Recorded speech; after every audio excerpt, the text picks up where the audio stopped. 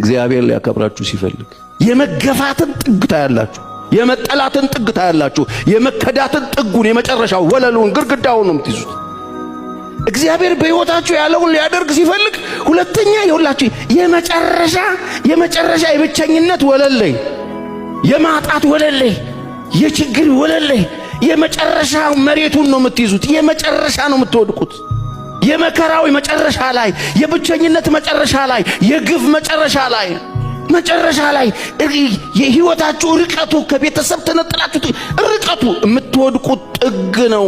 ያን ጊዜ ግራ እንዳይገባችሁ እግዚአብሔር ያለውን ያደርጋል። የሰማኝ አሜን ይበለኝ እስቲ። እግዚአብሔር ያለውን ያደርጋል በሉ፣ ጮክ በሉ ነው ያደርጋል።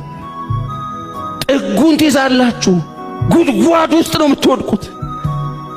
በለቅሶ ሸለቆ በወሰነው ስፍራ የሕግ መምህር በረከትን ይሰጣል ይላል። በረከትን ያዘጋጃል። የመጨረሻ የጉድጓዱን ጥግ ትይዛላችሁ። መሬት ላይ አይደለም፣ ጉድጓዱን መጨረሻውን ትይዙታላችሁ። የግፍን መጨረሻ ታገኙታላችሁ። የክፋትን መጨረሻ ታገኙታላችሁ። መሸጥ ሕይወታችሁ ውስጥ ይገጥማችኋል። መከዳት አይደለም፣ መሸጥ።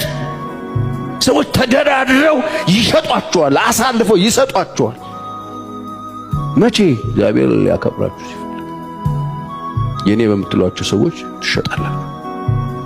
አውጥተው ሸብ ያደርጓችሁ። ሚስጥራችሁን የሚያውቁ፣ ገመናችሁን የሚያውቁ፣ ህልማችሁን የሚያውቁ፣ እናንተን የሚያውቁ አባት ለእናንተ ያለውን ፍቅር የሚያውቁ እነሱ በጥቃት ገባችሁ ያሉ ሰዎች ይሸጡ። እግዚአብሔር እየጣላችሁ አይደለም። ሰው ሲጠላችሁ እግዚአብሔር አይጥል። እስቲ አሜን በሉ። ይኸው ዮሴፍ